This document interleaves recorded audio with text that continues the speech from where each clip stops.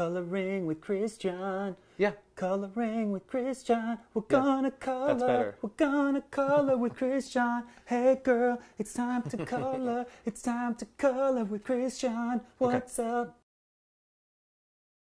Welcome to another fantastic and exciting episode of Coloring with Christian. I'm Christian, the world's premier sparkle artist, and today, let's make that up, it's fine. Today, Karl Marxxx. Hello, people. Karl Marxxx is a man of many talents, writer, performer, blogger, dancer.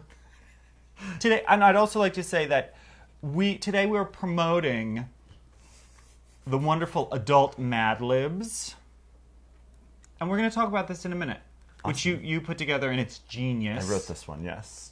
So the rules of Coloring with Christian are simple, if I can remember them. So my guest tells me what they want, or what they want more of in their life, and then I create an image of that, which then they color, and I color what I want more of in their life. And the other thing is that when you pick out a new color, you announce what that color is.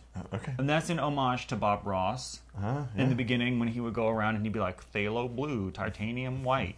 This whole thing, the black background, Bob Ross homage. So what did you tell me that you wanted more of? Time. Okay, let's flip over and see what we got. Whoa! I got time. Yeah, you got Time times two. So you got Time magazine, but on it is the cover art from Culture Club's Time Clock of the Heart. Wow. Give me time. That won't give me This time. is amazing. And I wanted better networking. That's amazing. So, this image is they do maps of people's LinkedIn. Oh, yeah. I'm great at meeting people, but then I don't have what are called realtor skills. So is that your LinkedIn map? It's what I would like my LinkedIn map to be. Yeah. So, and I hate to say this, but I give myself an easy one so that I can conduct the interview better, because I found that early on I was giving myself normal things and I would just end up coloring the whole time, and it was just like 3 minutes of silence and the top of my head while I colored. That doesn't look easy. It will, because it's a lot of dots. I've already done all the lines. I see. Okay, so pick your first color. Oh, by the way, we also have implements. We have a dusting brush, and we have a professional crayon sharpener. For edges and lines, that's great. Yeah, if you need to resharpen. I mean, this comes with one, but I think this has a plastic blade, and I'm not having that. I have the one with the metal blade, because it was like $8 more, see? Excellent. I didn't come to play. So pick your first color. Wait, I also brought tools, which you can use, too. Okay. And these are special magic glasses that help you see the beauty in something, or they help you find what's wrong with something. And it depends on the orientation, so you're welcome to use these as well. I'm going to use mine for the beauty. You told me earlier that this side is to read someone to filth. I'm saving that. I'm going to see the beauty. And beautifully, please, guest choice, what's your first color? Well, I was looking at the colors before we started, and I have chosen first Bedazzled Blue. Okay, and what color? You know what, I'm going with this color, and this color is part of the glitter collection, and the glitter collection does not really have names. It's not titled. So, okay, Mad Libs, while we're coloring. Are Mad Libs, is the name Mad Libs owned by someone, or is it a concept? Yeah, so it was developed by some writers in the 50s. Leonard Stern, Roger Price, and Larry Sloan. Oh, I love Larry Sloan. Oh, yeah? No. Yeah. Oh, no. I have no idea who that is, but...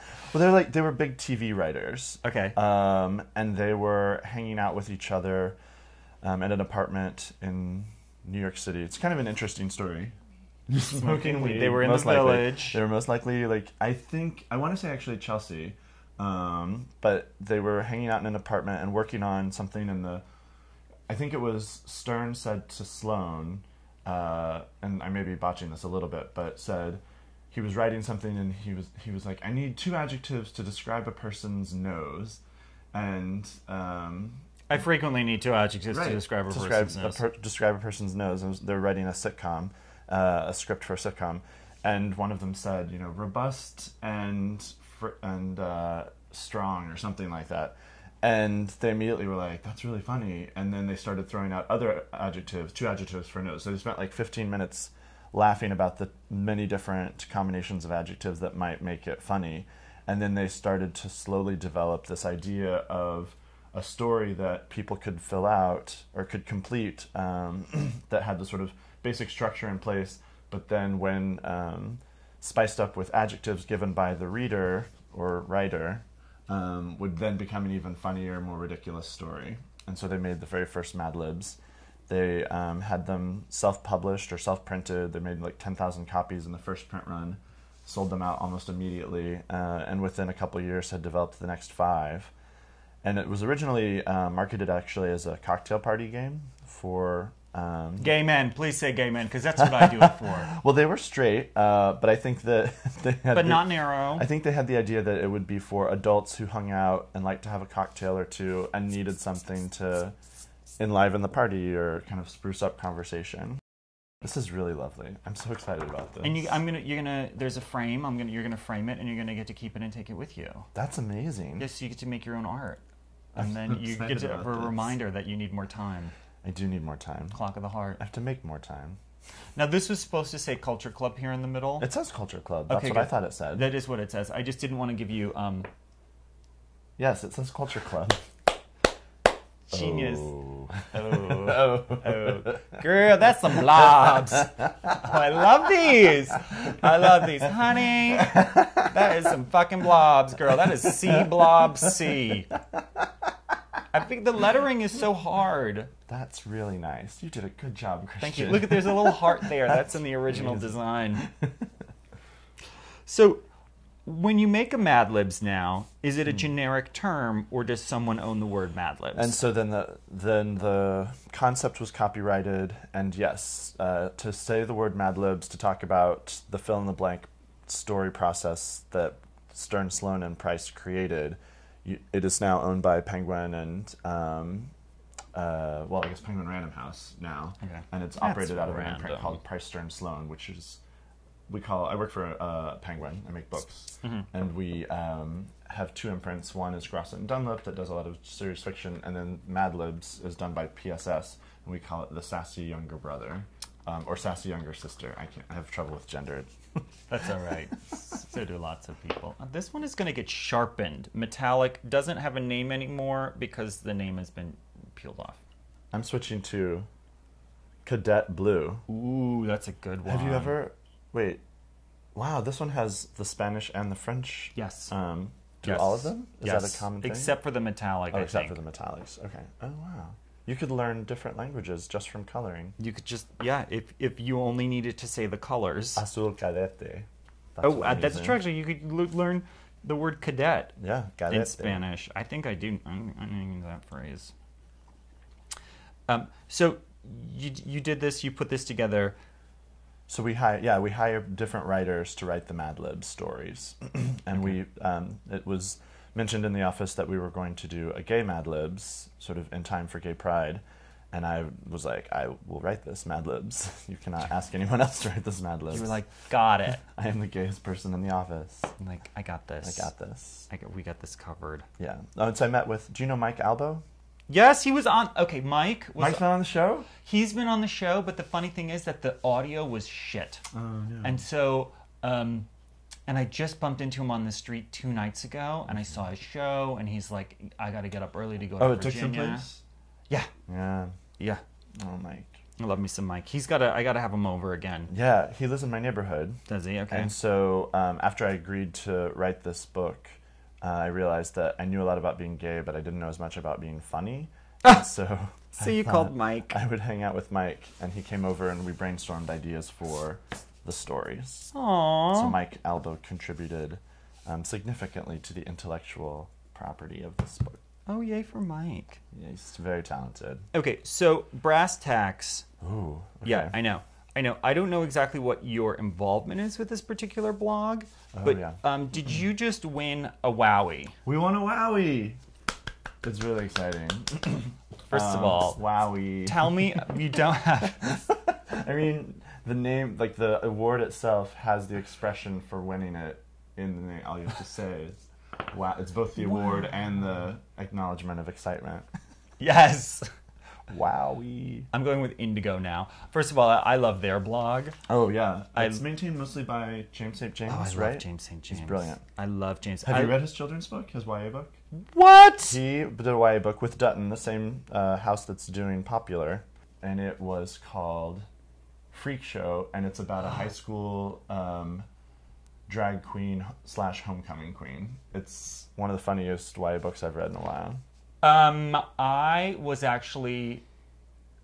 I'm half paying attention because I'm also half coloring. I was named my high school's homecoming queen.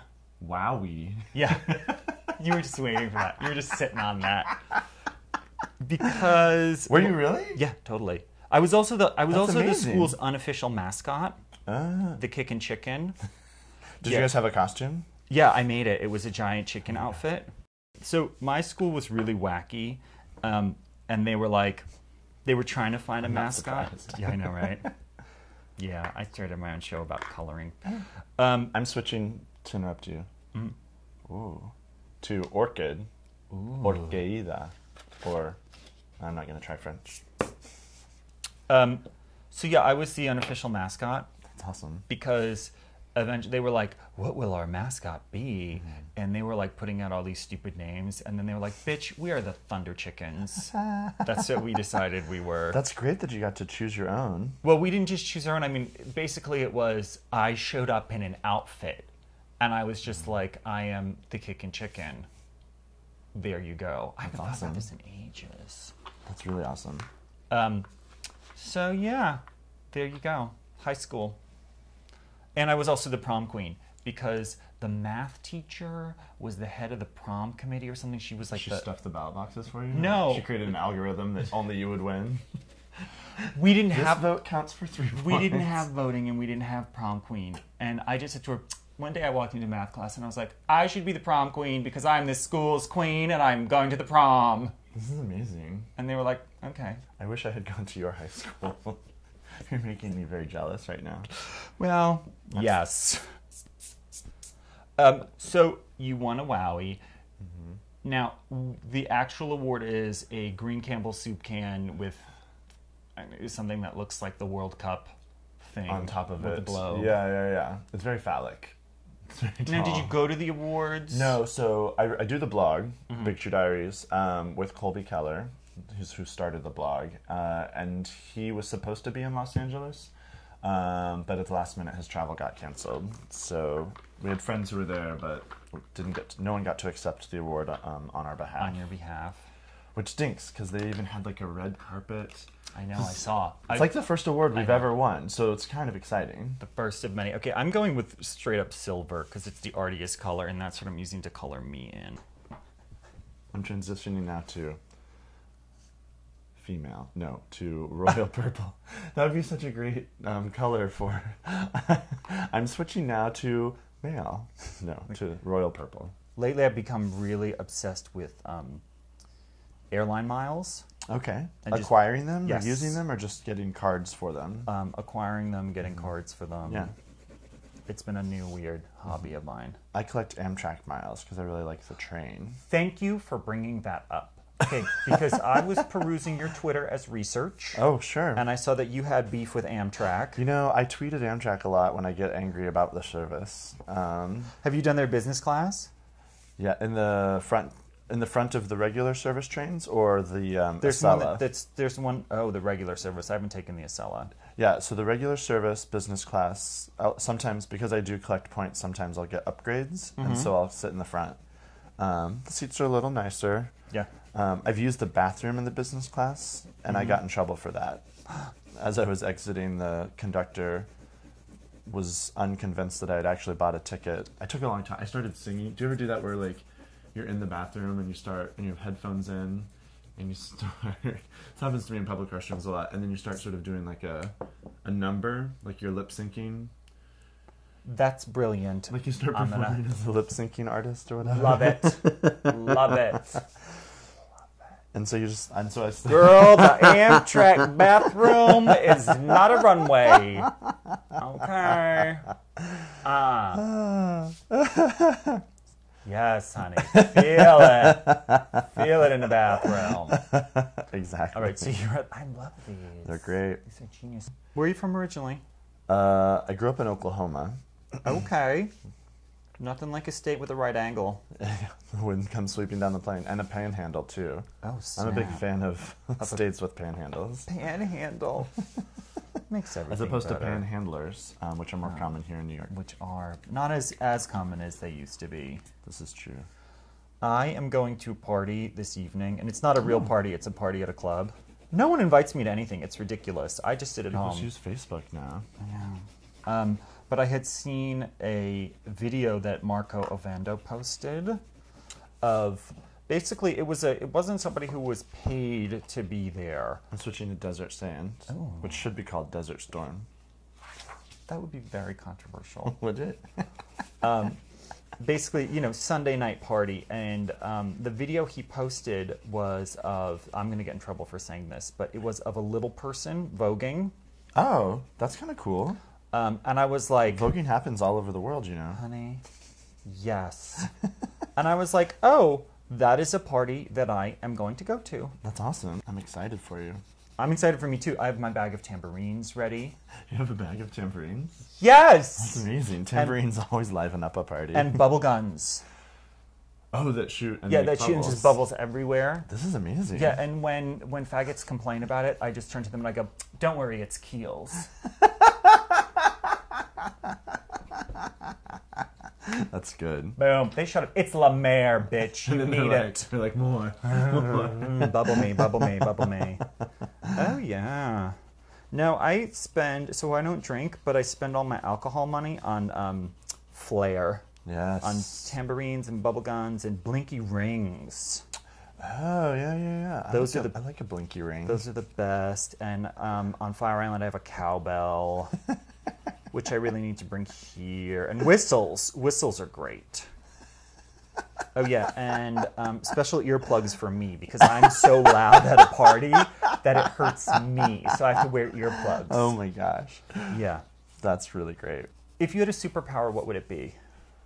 In the party world or just in general? Surprised me. Well, in the party world, I think one of the things I am good at and like doing, which I think is awesome that you're doing this networking thing, I'm really good at getting people who should talk to each other to talk to each other, like to help make connections. Like I can't remember anyone's name. Like I forget my mom's name. I forget like everyone's name, but I can remember like. Time out. You know what everyone's name is? Girl. Is that why people use that? That's why I use it. Oh my gosh. I called my father girl. My father's 88 years old. Did he respond? Did he react? He can't hear. He's 88 years old. That's why I wear the earplugs, because I know great. the hearing is not strong in my family. So. I use deer sometimes for that. Oh. So yeah, maybe girl. I might start using girl. Do you need this at all? Oh, so you brought it out. I don't know what I'm supposed to use it for. So when you get a lot of schmutz, you just brush it away. Yeah. Yeah, you'd be like, oh, this got too much crayon schmutz. Can I bring it to the club too and be like, girl, you have these. You have these already. Brush away the schmutz. Brush away the schmutz. So my secret superpower at a party is to just, like, even though I can't remember people's names, I remember things about them and things that they're interested in. And so I'm really good at getting two people that should meet to start talking about the things that they have in common or that they can do together. I like to watch and make collaborations happen. I do that. That's my secret power. Okay, have you ever heard of Strengths Finder? Is it a dirty website? Nope, it's not a website. It's a book, and it's basically you would go online and you would you take a little quiz, and then they tell you what your top 5 strengths are. Okay. And the concept is that you want to operate from your strengths rather than spend time fixing your weaknesses. Right. And so that's smart. The strengths are really kind of unexpected. And so you think people don't know their strengths sometimes? My number one strength was strategy. My number 2 was called woo. And woo stands for winning others over. Wooing them, like seducing. Exactly.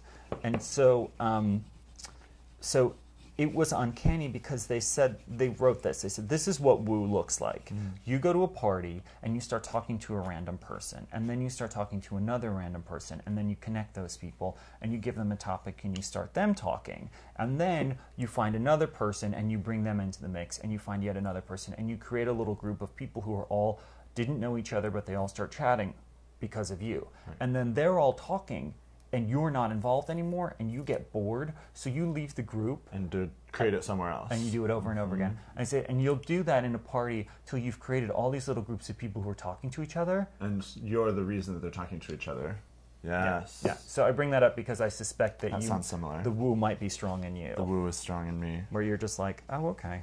I did a comic book when I was younger about the woo, like the call of the woo, but it was different because we had woo girls. Do you remember woo girls? Like, who woo at a party?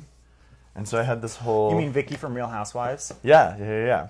So in the early 2000s, before all these reality shows were as popular as they are now, I used to talk about the power of the woo and the call of the woo, and I would do little vignettes about different types of woo girls. And to prove my point, like I would be with friends and and we'd be walking down the street and there'd be a bunch of party girls, and I'd be like, so you just start wooing around them and they'll woo too.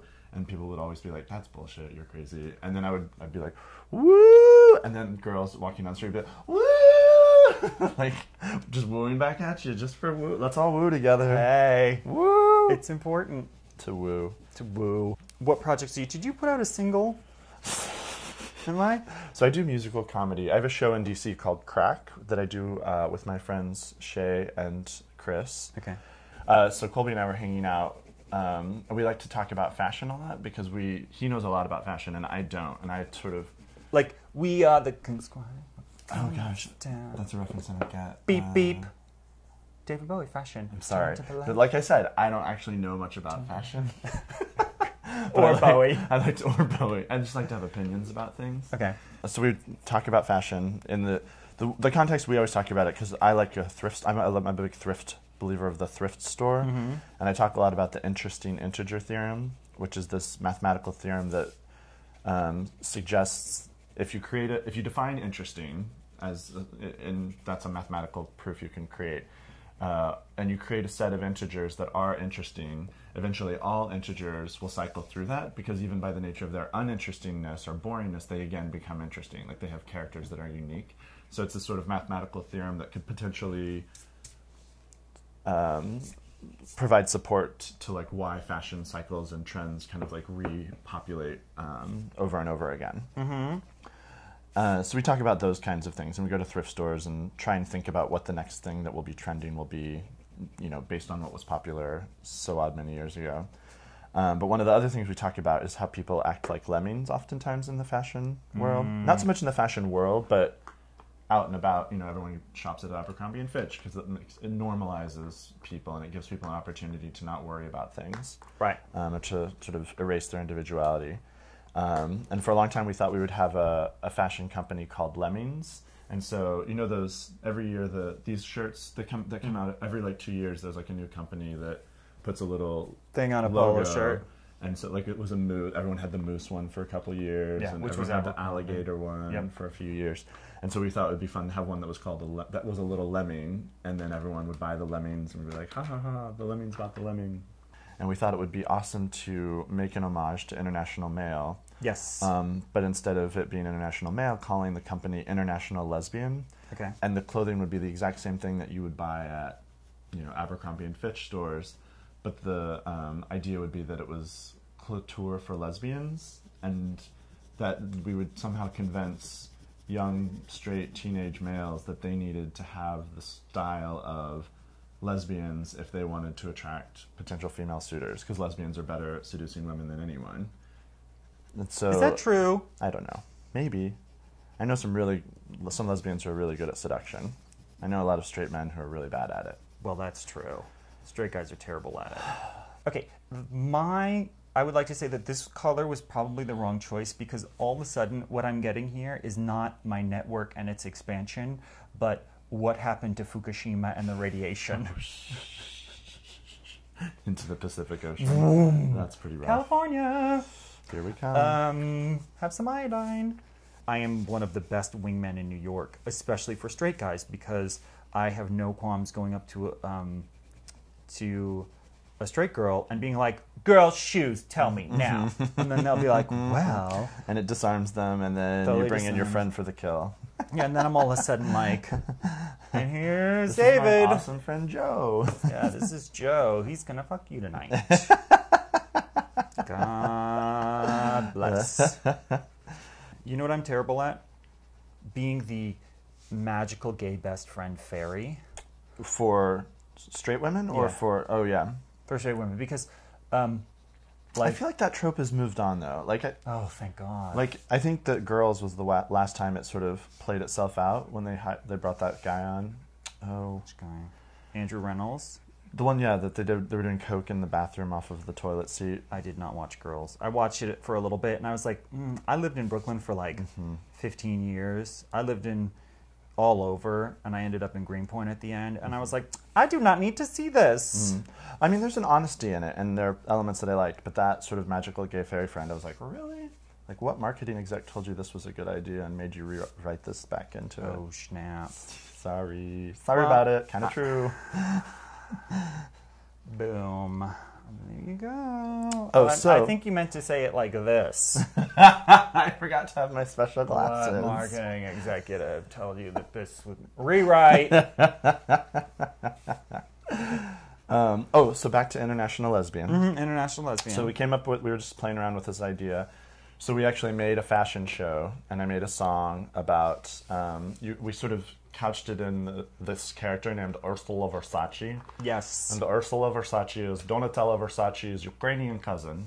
When people talk about fashion, they talk about New York and Paris and Milan, but in Kiev, we have fashion too. So Ursula Versace presented a new line of clothing called International Lesbian. Genius. And the song is ridiculous and stupid and sounds like it was recorded in a Ukrainian studio circa 1992. Brilliant.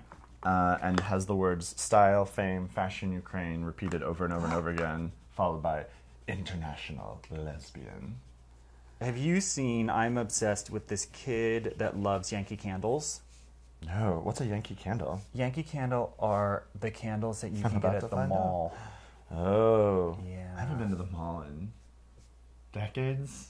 Okay. Decades. Anytime I go to a foreign country, the first thing I do is I'm like, take me to the grocery store.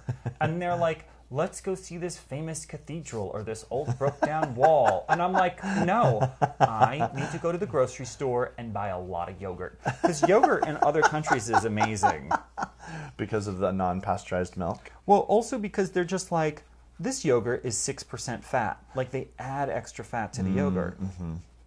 Now, what kind of items are you selling on International Lesbian? Well, we're still working on this. We're still in the draft making process. I feel like there are some iconic lesbian looks that I want to honor, that I sort of have always appreciated and liked. The Gertrude Stein is one of my favorites. The Gertrude Stein. Lesbian dandy. I like tight clothes, and I love pants. And I love like the Janelle Monáe kind of tuxedo pants, like a fitted suit jacket that looks sort of masculine, but can still be quite soft. Janelle Monáe is this generation's David Bowie. We just have not figured it. One time, It'll take us a few more years. I saw her before the Arc Android album came out. I think that was, it actually wasn't, maybe it was her first full-length album. I saw her open for Erykah Badu, and she painted a picture on stage and then handed it out. Wow, that's brilliant. Yeah. Who got it? I Did you beat don't know. them up? I should have. I'm switching to Wild Watermelon. I'm opening this one up a little bit more. Shocking pink. I need a little bit more shocking pink in my life. I need to shop more. Do you? I do. I don't shop enough. That's what I need more time for. You know what you should do? You know, as a WOWIE winner... What am I going to do with my WOWIE?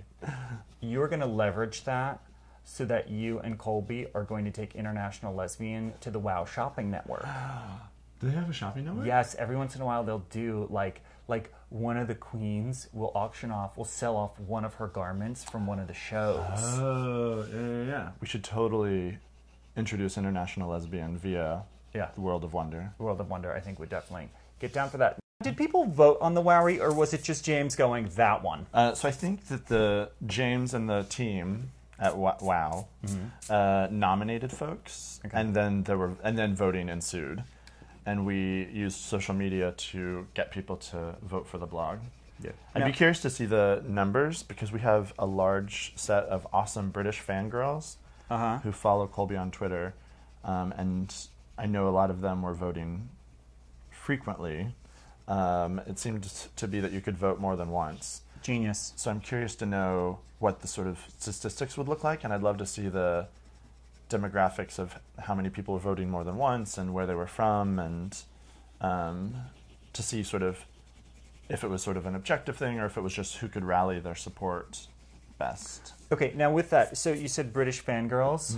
Yeah, there are a lot of amazing British fangirls. Have you... You should start watching all of Christian's shows. Hey, ladies. British fangirls. Subscribe. Subscribe, ladies. Well, they got this Kickstarter.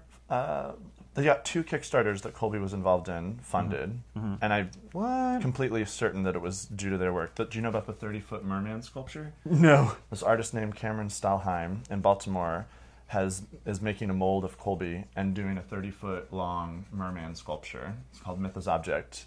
And so to get pay for all the materials, they did a Kickstarter, and the British fangirls were like retweeting it and getting all their friends to fund the project. Okay, British fangirls, the follow-up is have them send you a tin of Fortnum and Mason Earl Grey tea. Do you know this? No, is it amazing? I'm a giant green tea drinker, and I only drink Japanese green tea, and like I want like some amazing sencha, but I will bring it over and share it with you. Fortnum, and I have 2 tins. Oh my gosh. One I got last time I was in London, and then the second one... I'm switching to Shadow.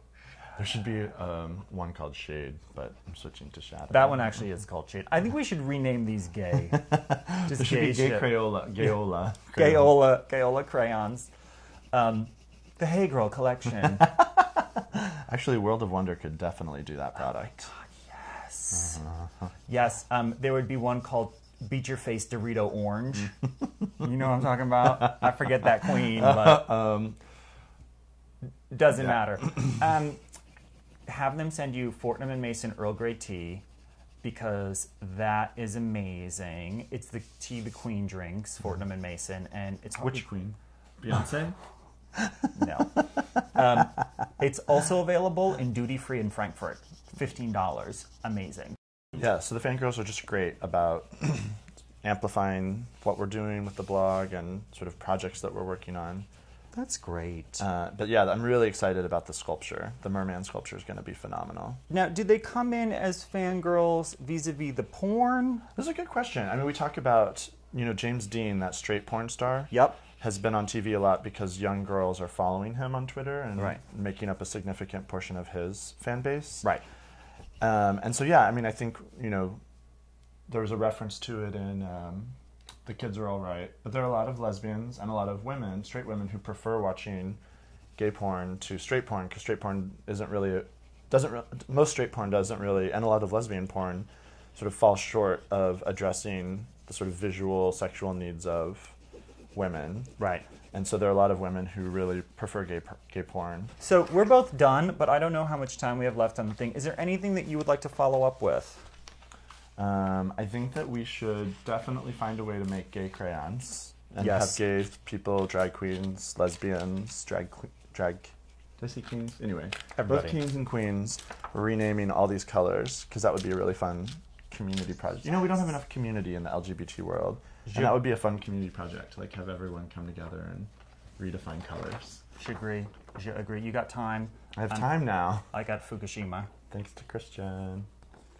All right, well, thank you, interwebs. Thank you, British fangirls. Send some... British fangirls. Thank you, British fangirls. You're beautiful. I love that. Send Fortnum and Mason Earl Grey tea, please. We need it. I do.